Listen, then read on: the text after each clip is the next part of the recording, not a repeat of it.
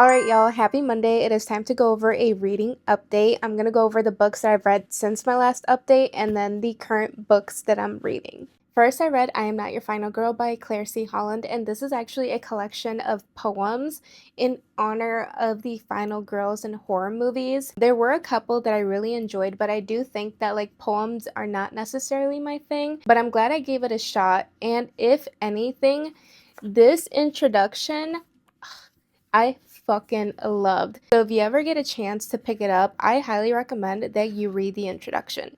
Listen to this. They show me I can be stronger. They show me that I am not alone. I cherish them all for going down fighting and for taking a piece of their oppressors as they go. If the year since the fateful election has taught me anything, it's that real women are final girls and so much more. We are more than a trope.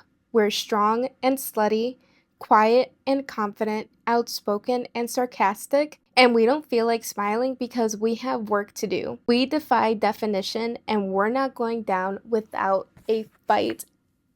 I fucking love the introduction, and that's only a snippet of it. Then I read 1984 by George Orwell. It's so disturbing that this was written so long ago, yet it's so timely. While I was reading it, I kept thinking of those freaking flock cameras and just the surveillance that we're under, and I think this is one of those books that everyone should read. Then I read Vomit Hole by CM Guidroz, and this is another one of her shorts that is just so bizarre in a good way. I don't want to give anything away because it's so short, but my favorite quote from it is, "But if I'm always the one saving us, then do I really need him?"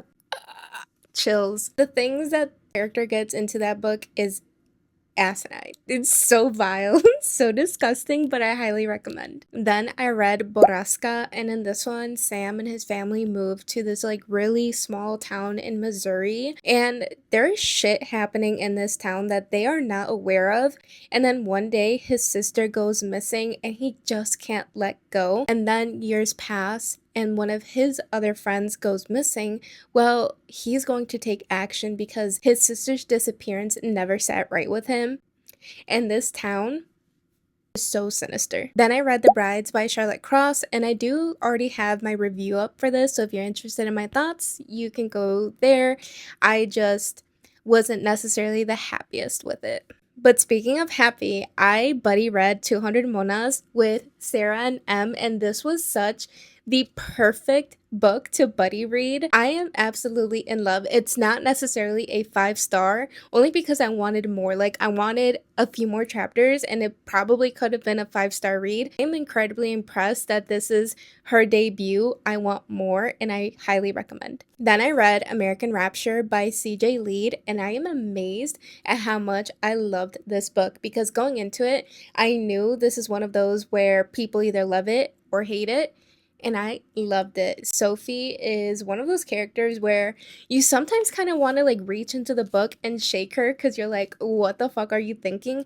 But at the same time, she was so incredibly sheltered before this virus spread. So it's so understandable, but it's so interesting watching her meet other people who don't realize just how sheltered she was, and just her journey outside of her home, her community, her religion, the religious trauma. Oh my god, I love this. At one point, they were at this place, which I'm pretty sure was the House on the Rock in Wisconsin, and this is one of those attractions on my bucket list, and I think this is my sign to go. If you've ever seen clips of people going there, you'll know exactly what I mean, because it is so interesting. There's there's a carousel, there's a demon head entrance, and a red room with instruments playing. This book made me want to go visit. I also read Sunrise on the Reaping by Suzanne Collins. Yes, I was a Hunger Games girly growing up. I loved reading the books, and I loved going to the premieres of the movies. So, of course, anytime a book comes out, I definitely have to read it, and I do plan to watch the movie as well. This one is the story of Haymitch and his games. This made me understand Haymitch so well, obviously because it's his story, but also why Katniss is that girl. She is literally the embodiment of everyone that Haymitch loved and lost, and why she is his beacon of hope. If there can be hope in this fucking world. But I thought this was really fun, and I cannot wait to watch the movie. I am definitely going to be heartbroken with the whole Amber thing, but I enjoyed it. Then I read Summer Never Ends 2, God's Mistake by Judith Sonnet, and this is book 2 of this series. I definitely have to pick up the third and final book of the series because it was released, I think, last month. This was so fun. What a slasher.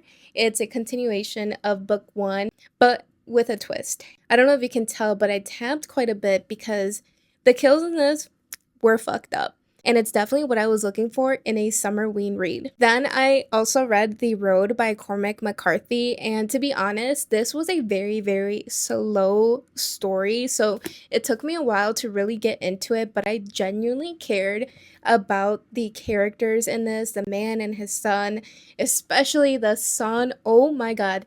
There is a scene that broke my heart because it really made the son realize the extent of their situation and just how there are different variants of humanity. There's the good and the bad, and you really want to avoid the bad. And also, I know it is July, but this book made me feel so freaking cold. I was shivering along with them. I think it was a little too slow for my liking, but it was still very emotional and so fucking bleak. So now going into the books that I am currently reading. I'm reading The Wolf, the Lamb, and the Butcher by Nicole Sánchez Castillo, and this is a collection of short stories that I am really impressed by. She is a Colombian author and she translated these herself, I believe. I am 3 stories in and I literally have a hard time putting it down, but I am taking my time with it. I'm trying to do 1 story a day, but it's so hard to stop. This book deals with violence against women, poverty, drugs, crime, racism, sexual abuse, broken marriages, and so much more. The end of it says, "Welcome to Latin America, the real one." I've been enjoying these. Then I started my buddy read of Thirst Trap. I'm buddy reading this with Vanessa. I love her so much. I literally just started it, so I'm like only 1 page in. I have to say I may love or hate these characters, or I might have a complicated relationship with them, but immediately I was laughing because they were trying to get into a nightclub while one of them was holding a plant. It was a birthday present, but I just thought it was so funny. I feel like this is going to be a good one to buddy read. Then my family and I are doing a little book club, and the first book of our book club is Tourist Season by Brynne Weaver, and immediately I was laughing because our first character, her name is Harper.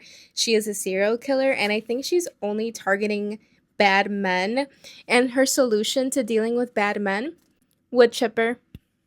Fucking love it. So far, I'm having fun with this one. Yeah, that is my reading update. I would love to know what you guys are reading, what you're loving, and if you've read any of these, please let me know your thoughts. And as always, happy reading!